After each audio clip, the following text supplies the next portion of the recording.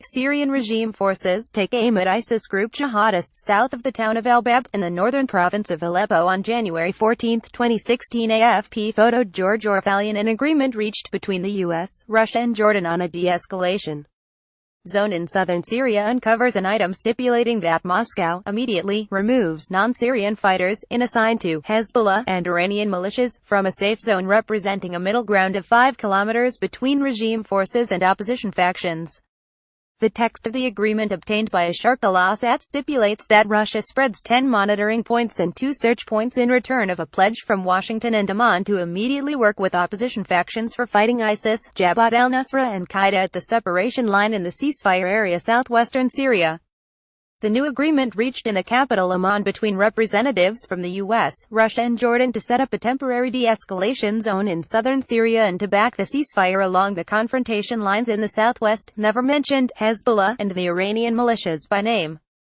However, the tripartite talks in Jordan were clearly tackling Tehran-linked militias fighting in Syria. A U.S. official had earlier asserted that the agreement involves Iranian forces and militias backed by Tehran, including the Lebanese Hezbollah, in addition to foreign fundamentalist militias fighting with Jabhat al-Nusra and other extremist groups. However, a Russian official said that such explanation was wrong.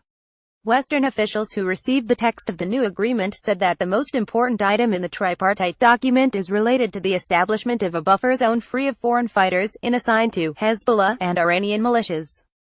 The text also asserts that no foreign intelligence is allowed in the designated buffer zone, based on maps attached to the text and probably located 5 kilometers adjacent to opposition-controlled areas in the countryside of Dara, Sweda and Kenitra.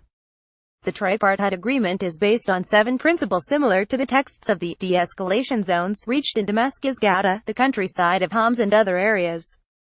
The agreement, however, encompasses an item stipulating that local administrative councils remain in the area. It also includes an item allowing the delivery of humanitarian aid and construction materials and a Jordanian pledge to open the border crossings with Syria. Following the agreement in Amman, U.S. President Donald Trump and Russian President Vladimir Putin informally had met on the sidelines of a regional economic summit in Vietnam early this month and agreed to an extensive statement on the conflict in Syria, reaffirming both leaders' commitment to defeat ISIS in the country, and the need to keep existing military communications open.